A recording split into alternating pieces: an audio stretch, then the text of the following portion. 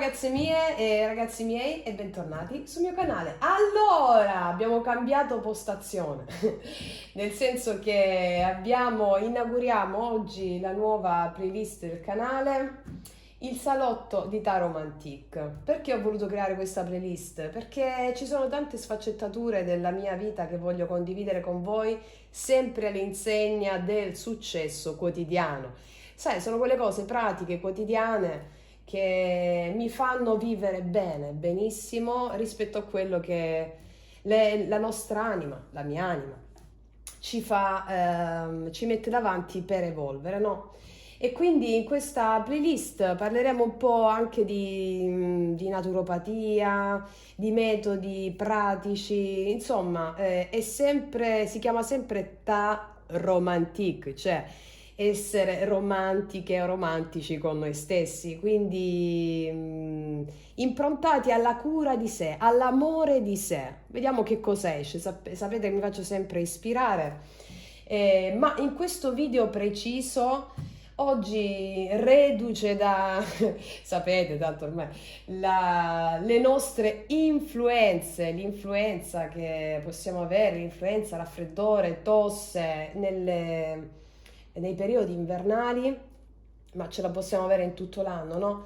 E quindi come ho fatto io a supportare la guarigione del corpo con i miei rimedi casarecci naturali, che poi sono rimedi antichissimi, che già mia nonna e le vostre nonne sicuramente già conoscevano. Ecco, a me ha portato grandissimi benefici, quindi il video di oggi è improntato proprio su quello che io praticamente nei miei giorni di influenza ho fatto per decongestionare, per liberare le vie aeree superiori. Avevo la tosse, avevo il catarro, non riuscivo a respirare. Ok, ecco qui il protagonista di oggi è la nostra pentola. È la nostra pentola, una pentola comunissima di casa, anzi pure un po' vecchia, così va bene. Dove praticamente ci cuociamo la pasta, l'acqua e la pasta. Ok, allora, il nostro rimedio si chiama la pentola. Fai passare il raffreddore in 5 minuti.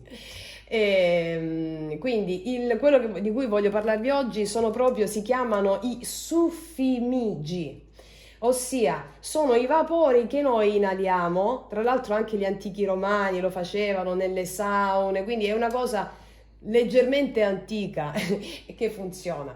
Quindi questo si chiama i suffimigi, io la chiamo la pentola, ok? Mi devo fare la pentola quando sto raffreddata. Allora, i benefici della pentola, dei suffimigi, sono proprio questi, che vanno alla gola, la trachea, le corde vocali, cioè questo è proprio per il raffreddore, le laringiti, la tosse, le allergie, ok? Libera proprio i setti nasali, ripeto, gola, trachea, corde vocali, in modo da liberare ed eliminare secchezze fastidiose, no?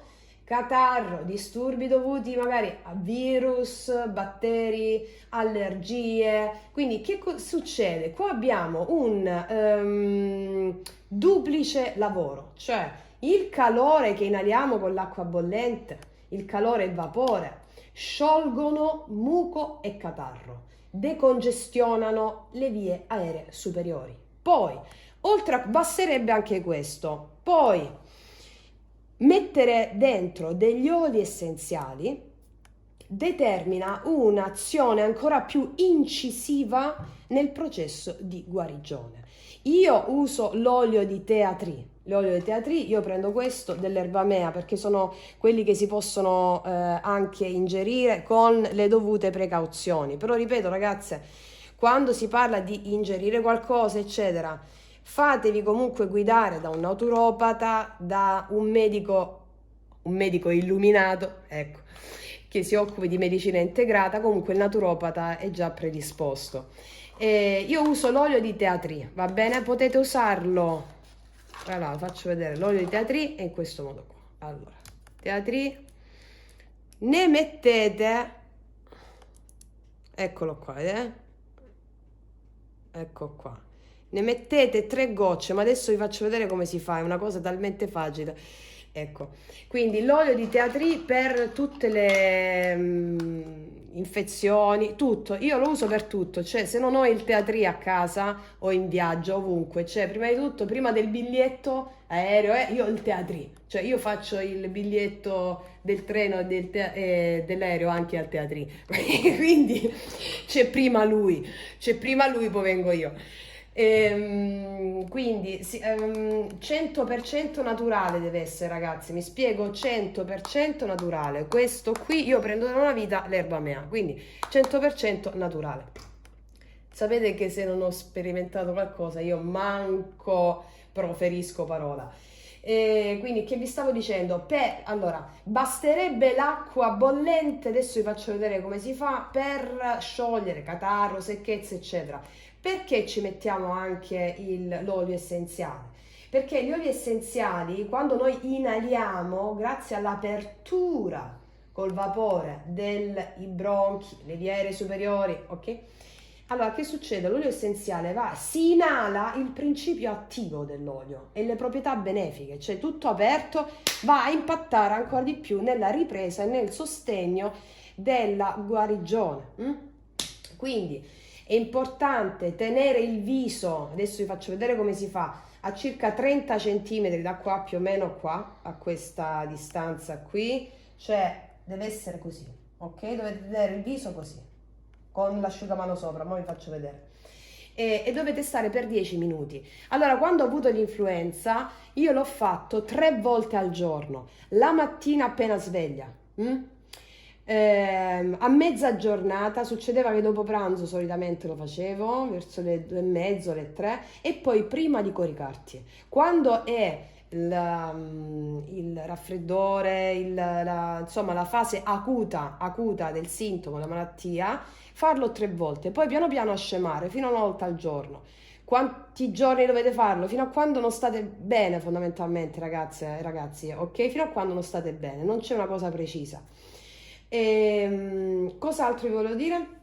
Sì, questa pratica si utilizza anche per farsi la pulizia del viso, va bene? La pulizia del viso che dilata i pori, tutto il procedimento che abbiamo detto adesso, quello che fate in questo caso, quando state raffreddate o c'è qualcosa, questa pratica la applicate poi, stessa cosa, stesso procedimento, la pulizia del viso. Tant'è che quando poi finite di farvi la pentola, vi mettete uno scrub in viso, poi vi mettete un tonico e poi o una maschera anche successivamente all'apertura dei pori. Fate prima lo scrub, poi mettete la maschera e poi vi lavate. E poi utilizzate anche dell'olio d'oliva proprio perché la pelle è molto reattiva in quel momento, si assorbe tutti i principi dell'olio che scegliete di utilizzare. Io utilizzavo sempre l'olio d'oliva, poi sono passata all'olio di perico, comunque poi vi faccio anche il video su questo, ok? Quindi ragazze mie, adesso andiamo e vi faccio vedere come si fa la difficilissima pratica della pentola. Poi, aspettate, mi sono dimenticata un'altra cosa. Ovviamente noi supportiamo sempre il lavoro di autoguarigione del corpo. E come vi ho fatto anche presente in altri nostri video, vi posto anche qui questo libro meraviglioso, Malattia e destino di Thorwald Jefferson.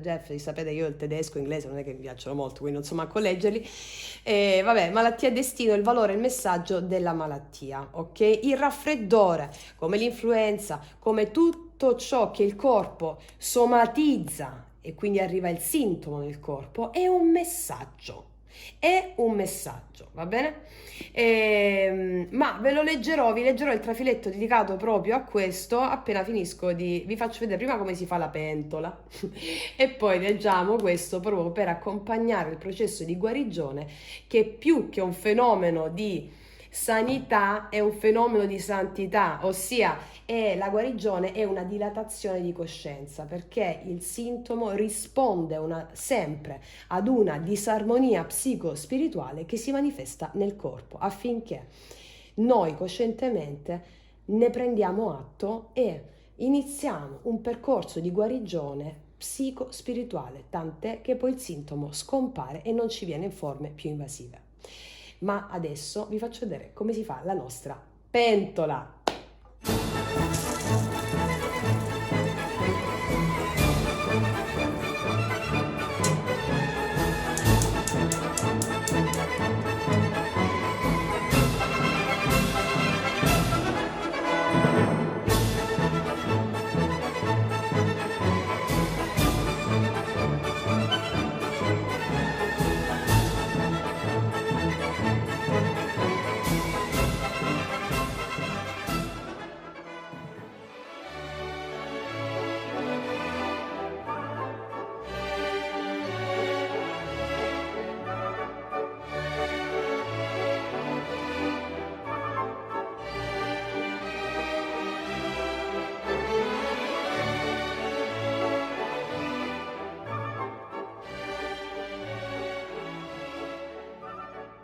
Eccoci qua, dopo esserci fatte la nostra pentola.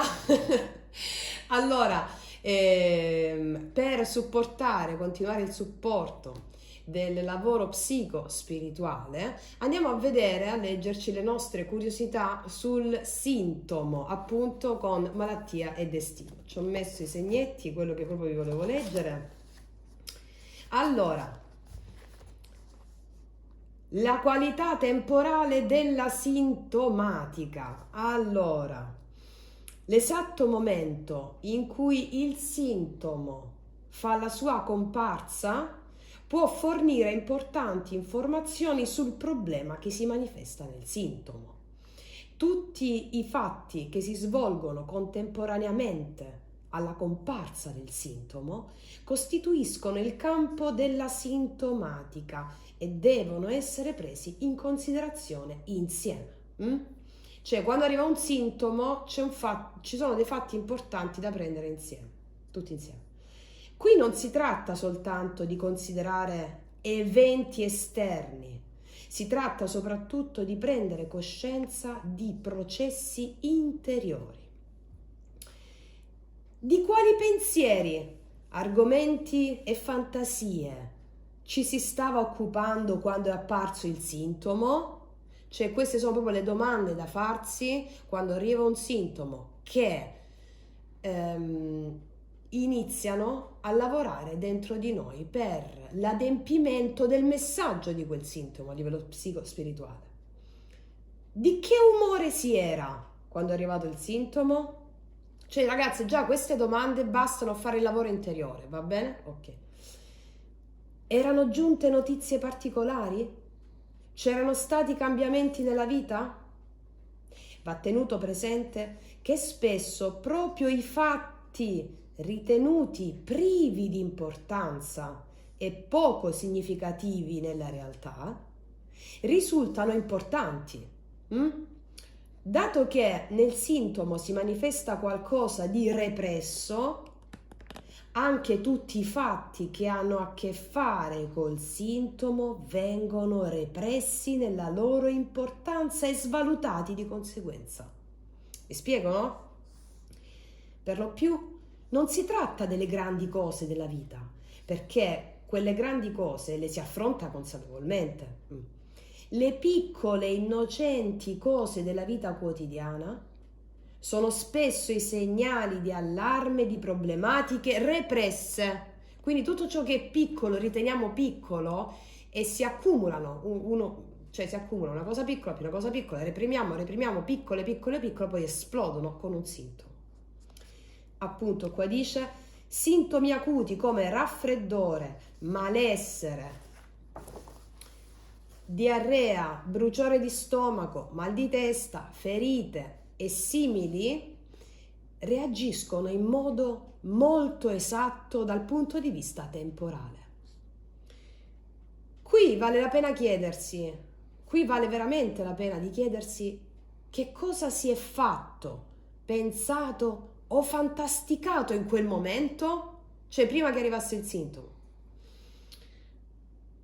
Tutto questo necessita di un certo esercizio e di una buona dose di onestà verso se stessi, o per meglio dire, di diffidenza nei confronti di se stessi.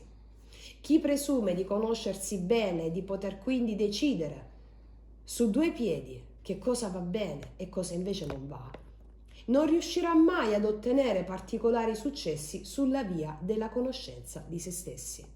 Ricordiamo, come vi ricordo sempre in tutti i video, è la conoscenza a rendere l'uomo libero, conoscenza delle grandi leggi spirituali, conoscenza di come funziona la realtà duale, terza dimensione, quarta dimensione, e la più grande conoscenza, la conoscenza di sé. Come citava l'oracolo di Delfi, conosci te stesso e conoscerai il mondo. Quindi è sulla strada giusta piuttosto chi ritiene che il primo passo, che il primo che passa per la strada sia in grado di valutare meglio di quanto egli stesso sia in grado di fare. Regola numero 2. Analizzate il momento in cui il sintomo si è manifestato. Interrogatevi sulla situazione di vita, i pensieri, le fantasie, i sogni, gli eventi e le notizie relativi al momento della comparsa del sintomo. Cioè, se la semplice domanda o l'investigare su se stessi è un processo alchemico di trasformazione, sta già avvenendo la trasformazione. È chiaro? Ok.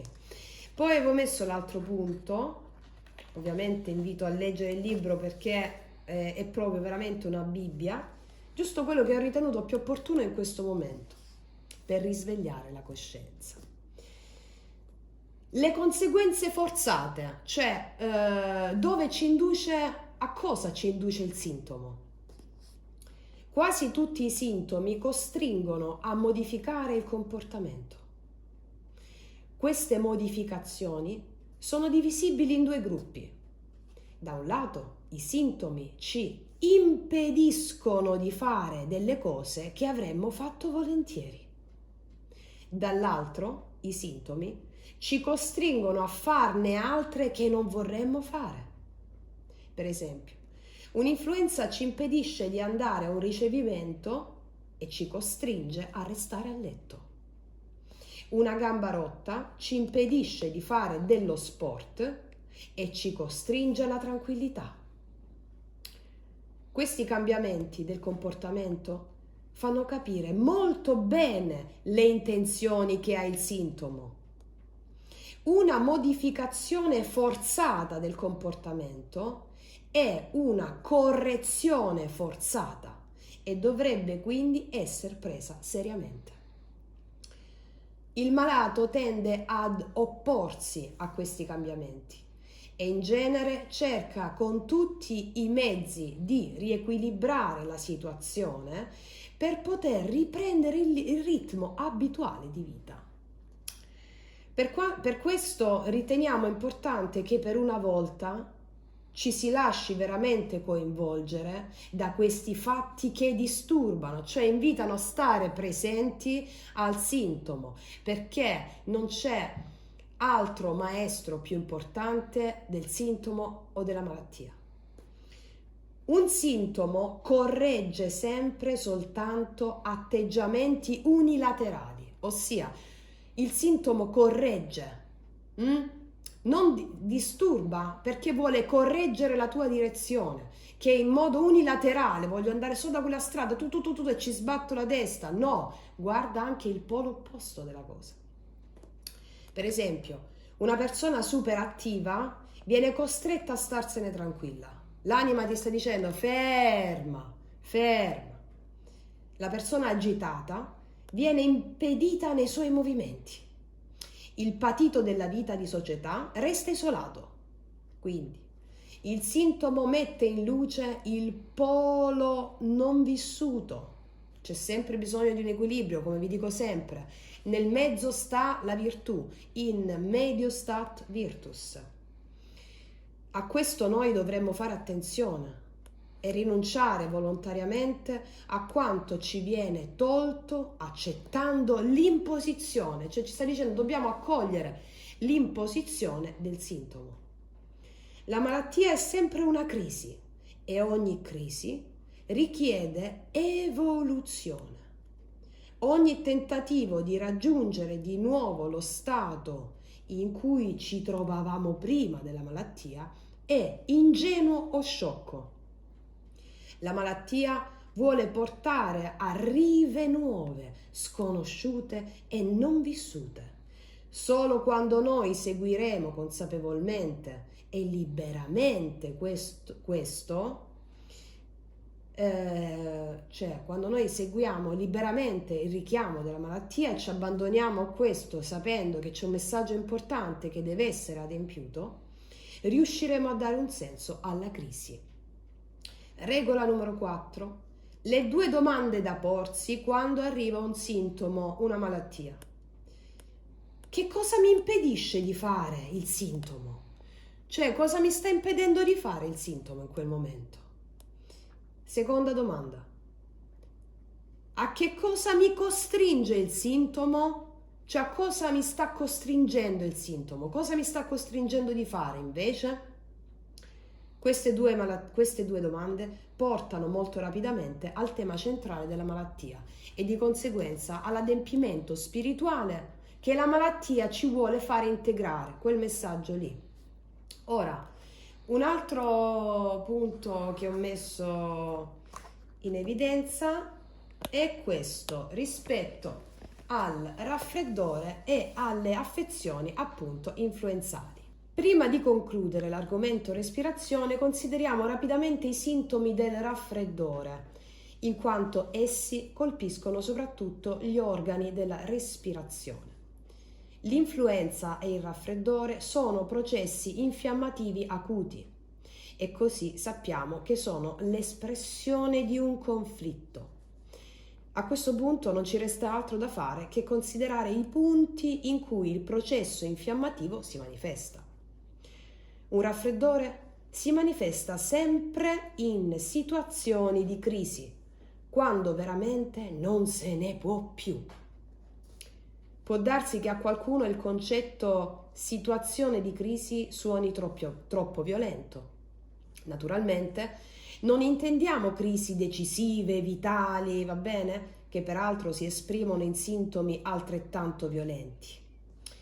Con situazioni di crisi, in questo caso, intendiamo quelle situazioni frequenti, non sensazionali, ma per la psiche ugualmente importanti, che avvertiamo come un sovraccarico, per cui cerchiamo un motivo legittimo per sottrarcene, in quanto la situazione richiede troppo da noi in quel momento. Ok.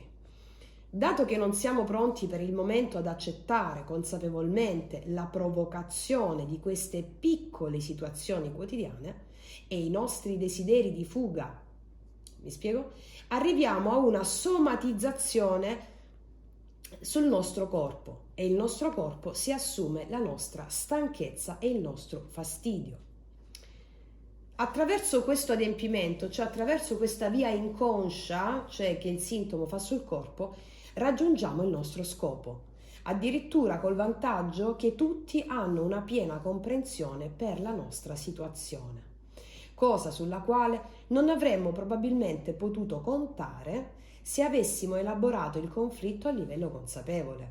Cioè come se tu vuoi staccarti da alcuni problemi quotidiani che sono troppo per te in quel momento, no? Se hai raggiunto il limite, che cosa fa la tua anima per aiutarti? Ti fa venire il sintomo, così che anche non devi dare spiegazione all'esterno perché sei raffreddato. Cioè nel senso non voglio parlare, non voglio, ok? Quindi la tua anima ti aiuta facendoti venire il sintomo.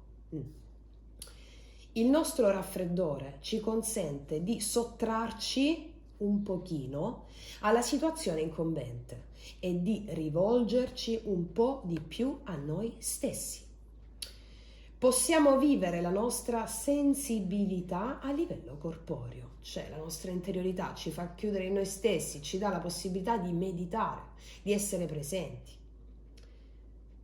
La testa fa male, gli occhi lacrimano, tutto è irritato, arrossato.